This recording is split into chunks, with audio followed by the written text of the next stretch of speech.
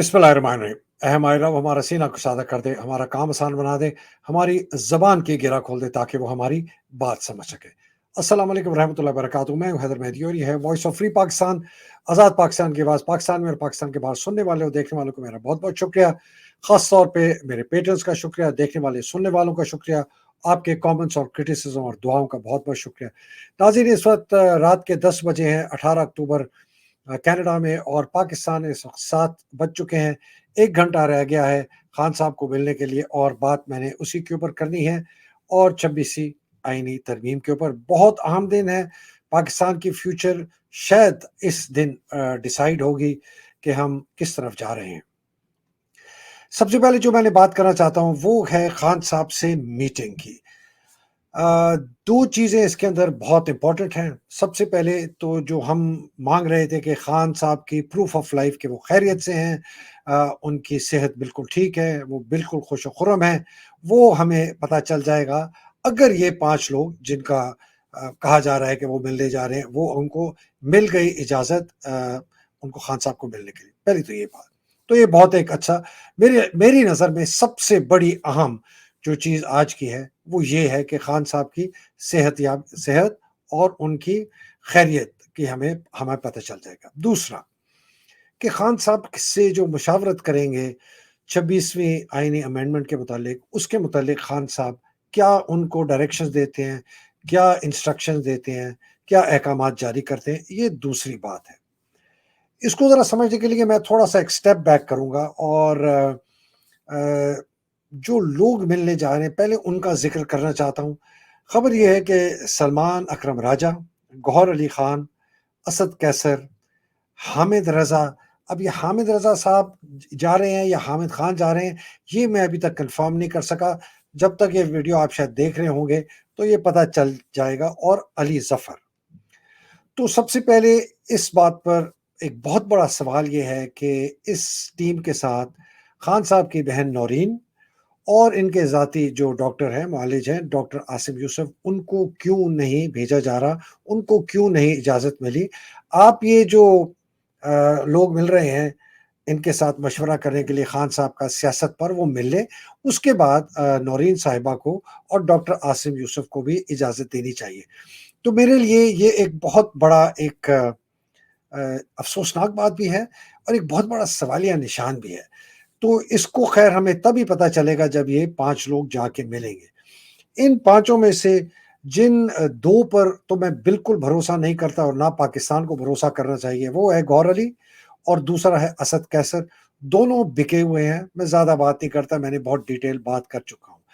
अली ज़फ़र साहब बहुत सवालिया निशान हैं, इसलिए कि अली ज़फ़र ने जब ये पार्टी के इंट्रा पार्टी इलेक्शंस हो रहे थे और अली ज़फ़र को बताया गया था और गौहर अली को भी बताया गया था कि जिस तरीके से आप पीटीआई के इंतखाबात करा रहे हैं, ये इंतखाबात इलेक्शन कमीशन नहीं मानेगी और वो उड़ा देगी।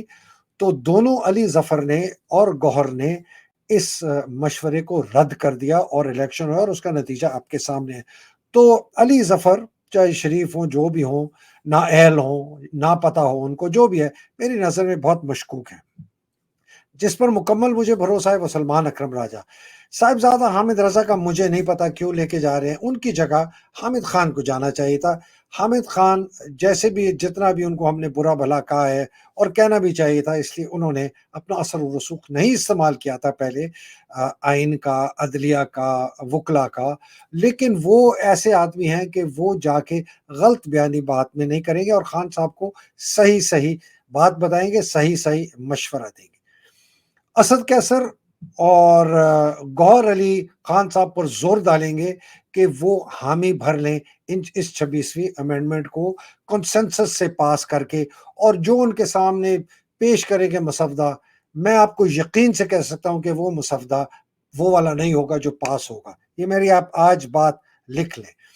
अली ज़फ़र का मुझे नहीं पता वो क्या कहेगा, हामिद रज़ा का मुझे नहीं पता, सलमान अकरम राजा का मुझे पता है।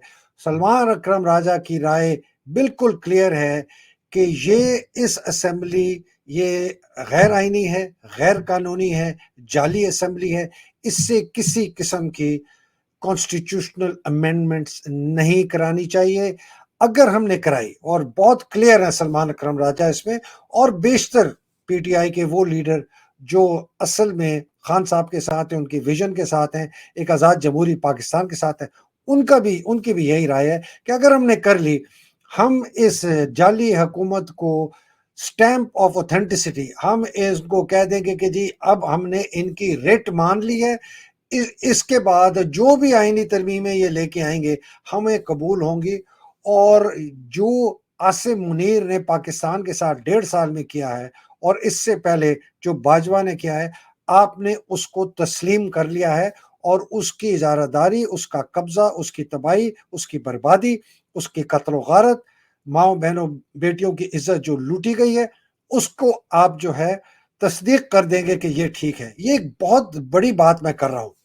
خان صاحب کو کسی بھی طریقے سے، اگر جو لوگ سن رہے ہیں، اگر سلمان اکرم راجہ سن رہے ہیں، حامد خان سن رہے ہیں، اگر وہ خان صاحب کو بس یہ کہیں کہ خان صاحب آپ نے کسی حالت میں آپ نے اس بات کو نہیں ماننا کہ جی یہ 26ویں آئینی امینڈمنٹ جو ہے اس کو قبول کیا جائے، اور پی ٹی آئی جو ہے کنسنسس کے ساتھ اس کو لے کے چلے۔ میں ان امینڈمنٹس کے متعلق بہت دفعہ بات ہو چکی ہے، بہت لوگوں نے بھی بات ہو چکی ہے۔ اس کے پیچھے کون ہے؟ اس کے پیچھے عاصم منیر ہے، جو کہ اس فوج کی طاقت کو غیر قانونی طور پر، غیر آئینی طور پر، اس بگڑی ہوئی، اس بالکل ایک بے ضمیر فوج کی طاقت کو استعمال کرتا ہے۔ کیا چاہتا ہے وہ چاہتا ہے مکمل پاکستان کے اوپر قبضہ، اور اس لیے وہ عدلیہ کو کمزور کرنا چاہتا ہے، اس لیے وہ چیف جسٹس ایک جوڈیشل کمیشن کے تحت بنوانا چاہتا ہے، اس لیے وہ کہتا ہے کہ 3 ممبر کا پینل ہونا چاہیے، چاہے فائز عیسیٰ ہونا وہ چھوڑ دے اس کو، اس لیے وہ چاہتا ہے کہ منصور علی شاہ نہ ہو، اس لیے وہ چاہتا ہے کہ سپریم کورٹ کے پاس جو آئینی طاقت اس وقت ہے تشریح کرنے کی آئین کی، وہ اس سے لے لی جائے، وہ اس بینچ کو دے دی جائے، بینچ کے جو ممبران ہیں اور اس کا جو چیف جسٹس ہے وہ بھی ایک جوڈیشل کمیشن بنائے گی جس میں اکثریت حکومت کی ہے، تو وہ اپنا بندے بٹھائیں گے، چیف جسٹس بھی اپنا بٹھائیں گے اور ججز بھی اپنے بٹھائیں گے، وہ ہائی کورٹ کی تمام سو موٹو پاور بھی لے لیں گے، وہ سپریم کورٹ کی تمام سو موٹو پاور جو از خود وہ نوٹس لیتا ہے کیسز کا وہ بھی لے لیں گے، وہ ہائی کورٹ کے اندر سے جو کیس نہیں پسند آیا کہ چل رہا ہے وہ جناب اٹھا کے کسی اور کے کورٹ کے حوالے کر دیں گے، مطلب بالکل عدلیہ کو مفلوج کر دیں گے۔ اور کیوں کہ عدلیہ ابھی تک سپیریئر جوڈیشری بیشتر آزاد ہے، اور اس کا آپ نے دیکھا تھا جو سپریم کورٹ نے کل فیصلہ دے دیا کہ الیکشن کمیشن پابند ہے ریزرو سیٹ پی ٹی آئی کو دینے کے لیے، انہوں نے جو الیکشن ایکٹ ہمارے فیصلے کے بعد پاس کیا ہے وہ لاگو نہیں ہوتا ہمارے اس فیصلے پہ، تو یہ بہت بڑا سٹیپ۔ اگر آپ نے یہ کر دیا 26ویں امینڈمنٹ کو، آپ نے کسی بھی طریقے سے کوئی سسٹم بنا کے، پتہ نہیں خان صاحب کو کس قسم کا پٹو پڑھا کر آپ نے ان سے منوا لیا، تو یہ خان صاحب کی جو جد و جہد ہے، جو جہاد ہے 28-30 سال کا، یہ مٹی میں مل جائے گا، یہ گر جائے گا، یہ جل جائے گا، یہ ختم ہو جائے گا، اور سٹیٹس کو کی جو طاقتیں ہیں جس میں سب سے بڑی طاقت افواج پاکستان کی غیر آئینی، غیر قانونی، بے لگام طاقت جو وہ استعمال کرتی ہے فوج اپنے آرمی چیف کے ذریعے، وہ قائم رہے گی، اور یہ سسٹم اسی طریقے سے اس سے بدتر ایک پاکستان کے اوپر قبضہ آپ کو نظر آئے گا۔ یہ میری بڑی کلیئر اس کے اوپر پوزیشن ہے۔ اب آ جائیں جی فضل الرحمان صاحب پہ۔ فضل الرحمان صاحب کے اوپر میری رائے پہلے دن سے اور آج بھی اور اس کے بعد بھی وہی رہے گی کہ فضل الرحمان بالکل اعتماد والا آدمی نہیں ہے، یہ ڈاکو ہے، یہ چور ہے، یہ فراڈ ہے، یہ فریبی ہے۔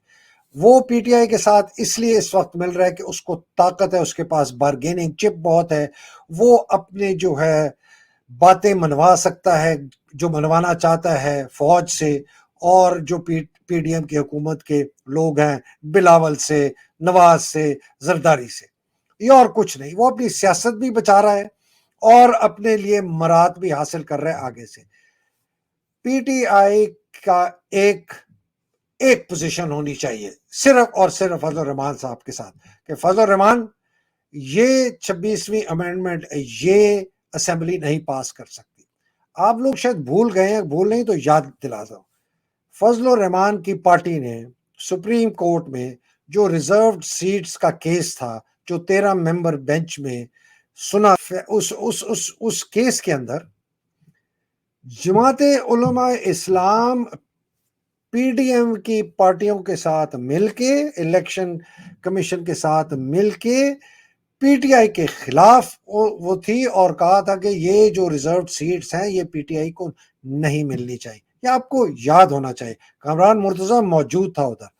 ان کی آپ کوئی باتیں مت سنیں، ان کی حرکتیں دیکھیں، ان کی ماضی کی حرکتیں دیکھیں، موجودہ حرکتیں دیکھیں، آنے والے دنوں میں بھی آپ کو پتہ چل جائے گا۔ اس لیے اسد قیصر جو ہے وہ اس کو انہوں نے آگے رکھا ہوا ہے۔ گوہر بھی بکا ہوا ہے، 14 سال پیپلز پارٹی میں رہا تھا۔ تو فضل الرحمان کے اوپر تو ٹرسٹ کرنا ایسے ہے جیسے سانپ کے اوپر ٹرسٹ کرنا۔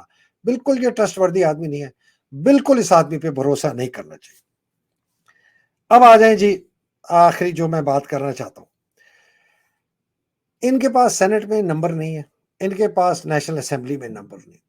یہ کوئی ڈرا دھمکا کے، اغوا کر کے، لوگوں کو گولیاں دکھا کے، گولیاں دے کے، ان کے بچے اٹھا کے، ان کی بیویاں مائیں اٹھا کے، کچھ بھی کر کے یہ اگر پاس کروا سکتے ہیں ان کو کروانے دیں۔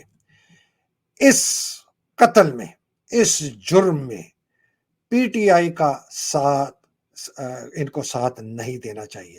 میں بار بار کہتا ہوں، اس قتل میں، اس جرم میں پی ٹی آئی کو کسی کا ساتھ نہیں دینا چاہیے، چاہے جس مرضی قسم کی وہ کانسٹیٹیوشنل امینڈمنٹ کریں، اس لیے کہ یہ ایسے ہی ہے کہ آپ ایک غیر شرعی نکاح کرا کے نکاح پڑھوا رہے ہیں، ایک غیر شرعی نکاح پڑھوا کے شادی کروا رہے ہیں۔ یہ غیر آئینی حکومت ہے، غیر قانونی حکومت ہے، فارم 47 کی حکومت ہے۔ اس کے پاس کسی قسم کی نہ طاقت ہے، نہ مورل اتھارٹی ہے، نہ قانونی اتھارٹی ہے، نہ آئینی اتھارٹی ہے کہ یہ آئینی ترامیم پاس کر سکے۔ اگر ان کے پاس نہیں ہے نمبر، یہ چاہے جیمر لگائیں سینٹ میں جو ہم سن رہے ہیں، چاہے بلاول دھمکیاں دے جو کہتا ہے کہ جی میں یہ کر دوں گا، میں بروٹ میجورٹی سے یہ کر دوں، کر لیتے ہیں۔ یہ ان کی آخری جو پھڑکتی ہوئی مرغی حلال ہوتی ہے، یہ اس پھڑکتی ہوئی مرتی ہوئی مرغی کی بڑکیں ہیں، اس کی چیخیں ہیں۔ یہ ان کا وقت ختم ہو گیا۔ کیا ہوگا اگر یہ آئینی امینڈمنٹ پاس کر دیتے ہیں؟ ملٹری کورٹس کی ان کو طاقت مل جاتی ہے، جہاں پر کہتے ہیں جی اڑی ہوئی ہے پی ٹی آئی۔ اول تو پی ٹی آئی کو اس سے بالکل علیحدہ ہونا چاہیے کہ ہم تم مانتے ہیں۔ ملٹری کورٹ سے کیا چاہتے ہیں؟ خان صاحب کی ٹرائل چاہتے ہیں ملٹری کورٹس میں، خان صاحب کو عمر قید دینا چاہتے ہیں، سزائے موت دینا چاہتے ہیں، پی ٹی آئی کو بین کرنا چاہتے ہیں، فوج کو بے لگام طاقت کو 10 گنا اور بڑھانا چاہتے ہیں، عاصم کو اگلے 10 15 20 سال تک اس کو آپ آرمی چیف رکھنا چاہتے ہیں کہ وہ اس ملک کی ایسے کی تیسی کر دیں۔ یہ ہے دراصل سارا سٹیٹس کو کا پیچھے مقصد۔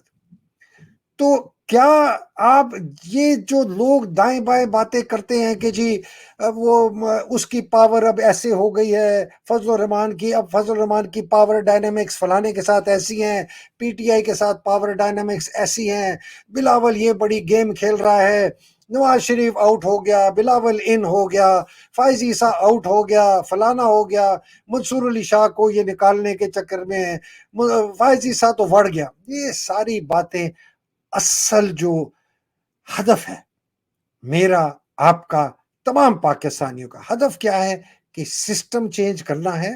سسٹم کیا ہے کہ اس ملک پر جو بے لگام بے قابو طاقت ہے فوج کی، جو اس کا آرمی چیف استعمال کرتا ہے اور اس ملک پر قبضہ کرتا ہے، تمام ادارے تباہ کرتا ہے، عدلیہ کو تباہ کیا، پولیس کو تباہ کیا، سول سروسز کو تباہ کیا، میڈیا کو تباہ کیا، ہر جگہ تباہ کیا، معیشت کو تباہ کر دیا۔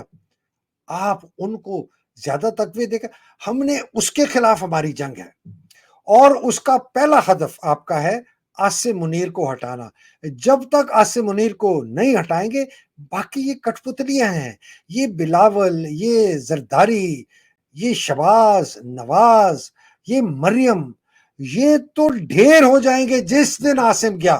آپ دیکھنا اس کے بعد برف پگھلنی شروع ہو جائے گی اور یہ نظام، یہ رجیم گر جائے گی. اس کے بعد نظام کی تبدیلی بہت لمبا سفر ہے. میں اس کے اوپر بار بار بات کر کے تھک گیا ہوں، کرتا رہوں گا. فوج جو بالکل بیٹھی ہوئی ہے ایک چوہے کی طرح، اس کا جو افسر ہے، اس کی مراد، اس کی سزا، اس کی جزا کا پورا جو فریم ورک ہے وہ مکمل طور پر تبدیل ہونا ہے. اس کے بغیر یہ فوج قابو نہیں آئے گی.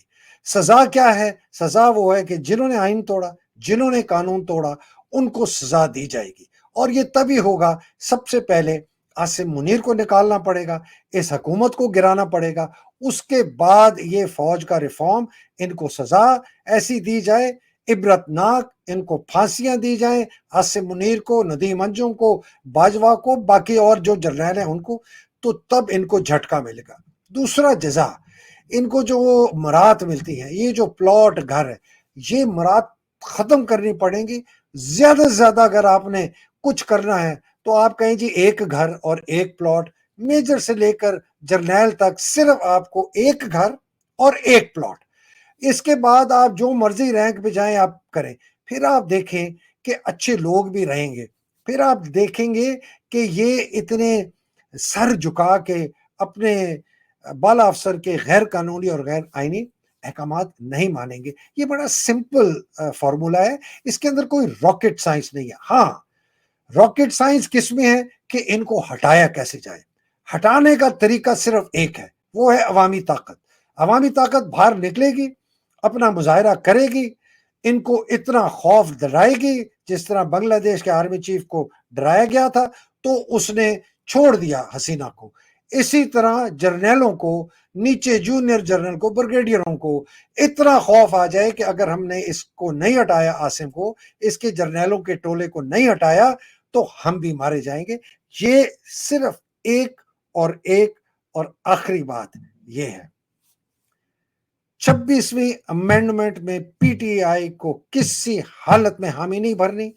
خان صاحب اگر حامی بھر لیں گے کسی وجہ سے بہت بڑا نقصان کریں گے، اپنا بھی، اپنی پارٹی کا بھی، پاکستان کا بھی، اور اس موجودہ نظام کو بہت مضبوط کریں گے. یہ ہے جی میری بہت ہمبل گزارش ہے پی ٹی آئی والوں سے، ان کے قائدین سے، پی ٹی آئی کے ورکر سے، پاکستان کے لوگوں سے، نوجوانوں سے اور خان صاحب سے. اب تک کے لیے اجازت دیجیے. اللہ سبحانہ تعالیٰ آپ کو حفظ و امان میں رکھے، پاکستان کو حفظ و امان میں رکھے، پاکستان کے حقیقی آزادی کی جنگ لڑنے والوں کو حفظ و امان میں رکھے. خاص طور پہ ہمارے جو نوجوان ہیں، جو نڈر ہیں اور جو بیچارے قید میں ہیں، خان صاحب اور باقی بچے، بوڑھے، نوجوان، اللہ سبحانہ تعالیٰ ان کو رہائی دے، خان صاحب کی بہنوں کو رہائی دے، اور جو بیچارے شہید ہو گئے اللہ سبحانہ تعالیٰ ان کے درجات بلند کرے. پاکستان زندہ باد، پاکستان پائندہ باد. الہی آمین. السلام علیکم. خدا حافظ.